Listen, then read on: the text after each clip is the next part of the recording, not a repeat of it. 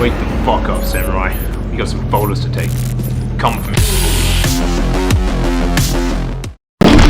So, last week I had the idea to cosplay as Johnny Silverhand, for lack of a better term. And to do so, I enlisted the help of my friend Alex. And the idea was to go out, find a set of stairs somewhere in the city, and embody the digital Chad construct that is Johnny. So let's break it down.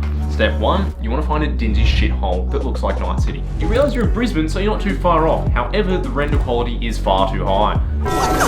So you're going to find the back of a Korean barbecue restaurant and just settle. Just settle, baby, that's it. That's the name of the game, let's go. Step 2, props. All you really need, a pair of aviators and a vest similar to this. You can get this on ASOS for like 15 bucks. You can get these from your fucking granddad or whoever. And dog tags, which you think would be easy to find in the city somewhere, but for some reason...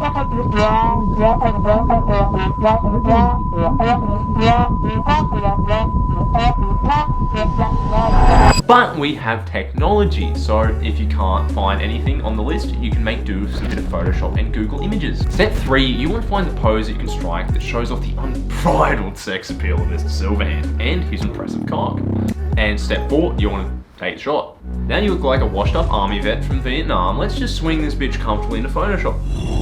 So first things first, just slide the colors around a bit, just here and there, and boom, there you go, all done. Excellent, excellent. Now we got this in Photoshop, it's time for the magic, baby, let's go. So to do a Johnny Silverhand edit, it's an arm replacement. And like any other arm replacement, you guessed it, it's the arm. So to do this, I find it quite easy to personally draw a couple circles around the shoulder and around the elbow. Following that, you want to draw a couple lines to connect the two. Afterwards, you want to start adding a bit of shading, like so. And great, but don't worry, if you couldn't get it, there's options for my slower learners out there. Like him, isn't that right, buddy? But we have Google. So you want to find images that roughly line up with the image you've taken to just, avoid a lot of extra Photoshop work down the line. So now you've got the image you want to drag it into Photoshop and align it with the actual image you've taken. To do so, what I did was I split it into two sections. So I separated the image at the elbow joint and I had the forearm and the upper arm. Then I just moved both into place and then I just used the warp tool to, mesh it around my arm. So now you've got your digital arm on top of your real arm. Best thing to do now is to blend it all together with some lighting and shadows. I like to paint in the shadows where they need to go, which is usually on the bottom of the arm and the joint where there's a bend, and I like to paint the light on top of the reflective metal surfaces, which would be bouncing the sun, like you can see here.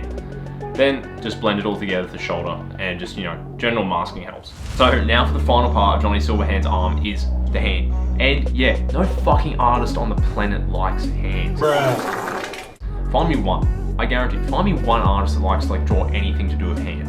So, for that reason, I didn't bother. I just grabbed the desaturation tool, painted over my hand. I went up to the effects, I went to unsharpen my hand, and I painted the skin off my hand. Skin? Forget about it. It fucking doesn't exist. I've now got a fucking weird plastic hand. Then, just add some metal scratches, paint in the light where it's supposed to be, the shadows where you want them, and yeah, fuck you. I ain't doing hands. I don't like joints. That's as close as I'm gonna get, and you should too. If you want to do it, go ahead and do it. And final thing with the hand, blend it all together with the colors. Make the shadows match and the highlights match with the curves tool. Then you want to make a cute little pin, stab it into your vest. Then you want to add the dog tags that you had to find on Google because there was no other options. Paint in the shadows. So congrats, now you're bargain bin Johnny Silverhand. But, minus the impressive cock, the raw musical talent, the sex appeal, the, hate for the globalist capitalist regime. Just anything cool about him. But, congrats, you gotta at least pretend.